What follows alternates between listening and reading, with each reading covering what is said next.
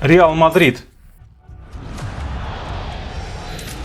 Футбольный клуб, ставший частью истории Лиги Чемпионов.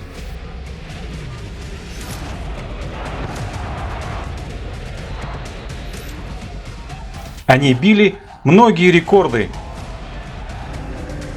и ими руководит тренер-рекордсмен. С 1956 года до 2022. В Париже их ожидал 17-й финал.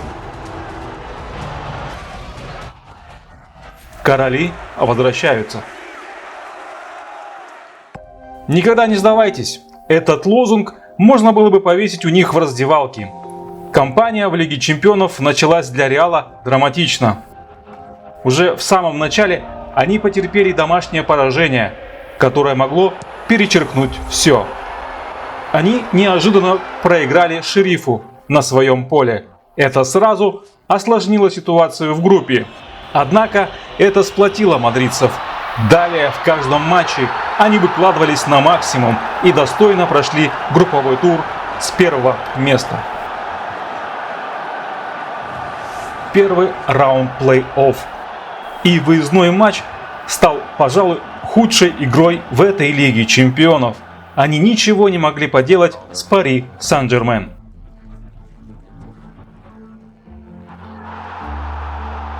Но все мы знаем, какой стадион в Еврокубках является Сантьяго Бернабеу. Фанатам надо совсем немного, чтобы как следует завестись. Реал прессинговал во главе Карим Бензема, и это спровоцировало ошибку вратаря ПСЖ.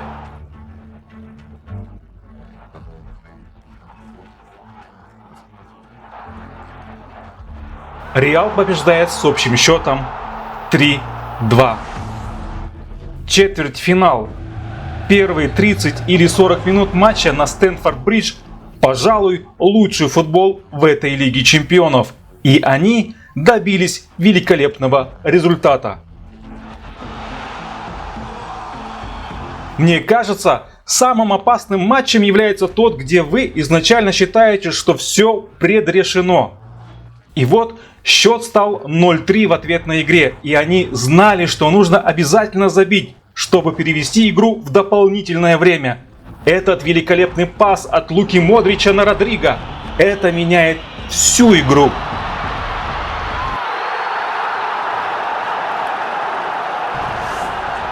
Полуфинал. Ну да, я согласен, что Манчестер Сити было больше шансов забить. Факты есть факты. Но сливочные продолжали сражаться. Постоянно отыгрывались и все-таки сократили разрыв в счете до одного мяча.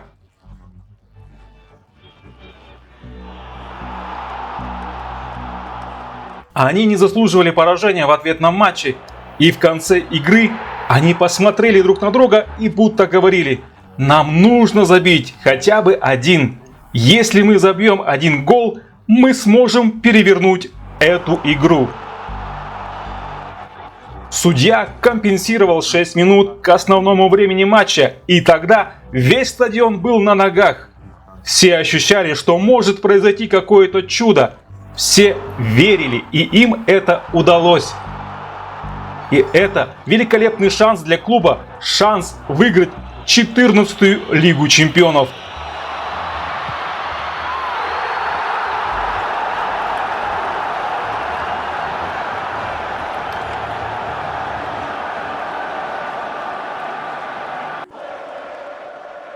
Короче, этот сезон Реала в Лиге Чемпионов в 3 словах.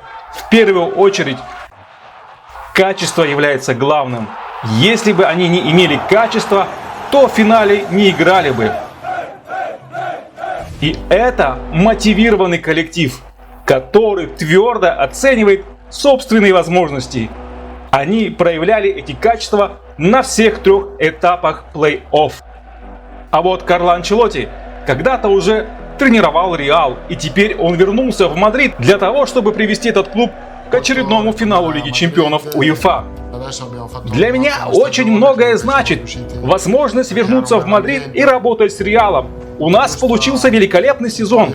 Очень хорошая атмосфера. Знаете, такая смесь опыта, молодости, энтузиазма. В этом был ключ к успеху.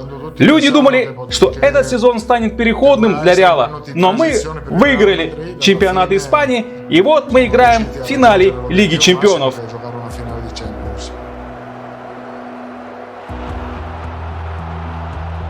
Карло Анчелотти стал первым тренером, выигравший все топ-5 чемпионатов Европы, а также 4 Кубка Лиги Чемпионов. Он считается одним из величайших и наиболее успешных специалистов в истории футбола.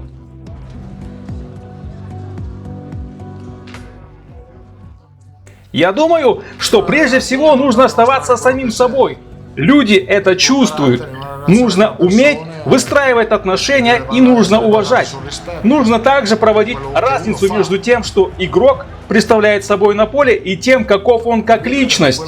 Я всегда делал такую разницу. Игрок должен быть счастлив тому, что играет, а я, как тренер, счастлив тренировать.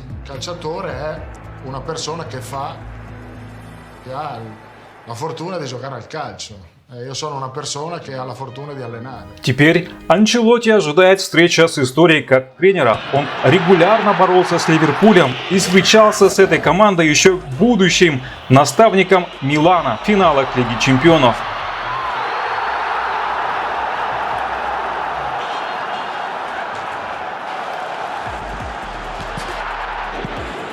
Очень интригующий матч в Париже, где две элитные команды и два элитных тренера – Карло Анчелотти и Юрген Клопп. Финал, и этот матч войдет в историю. Реал выиграл финал Лиги Чемпионов одним ударом в створ. Ливерпуль играл лучше соперника, но Куртуа творил невероятные вещи.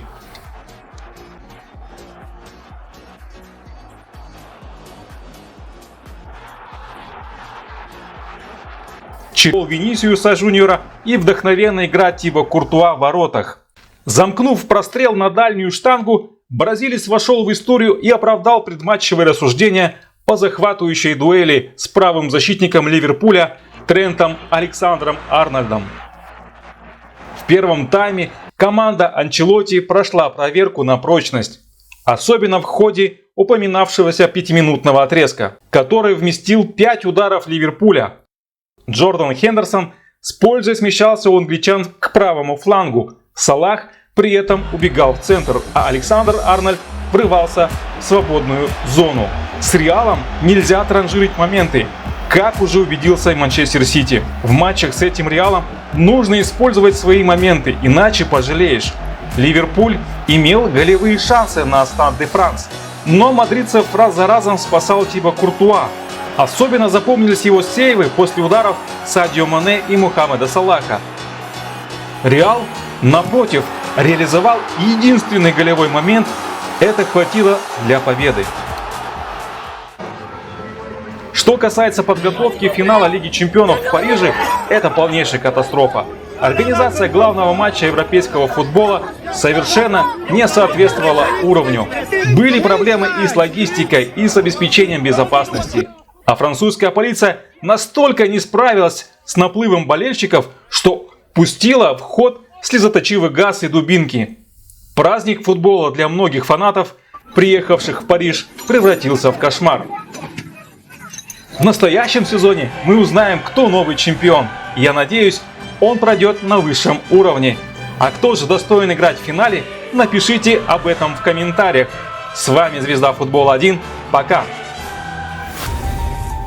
Чтобы не пропустить обзор матчей Лиги Чемпионов, нажми на паузу, подпишись, ведь дальше интересней. Скоро новый выпуск. Звезда Футбола 1 с тобой. Пока!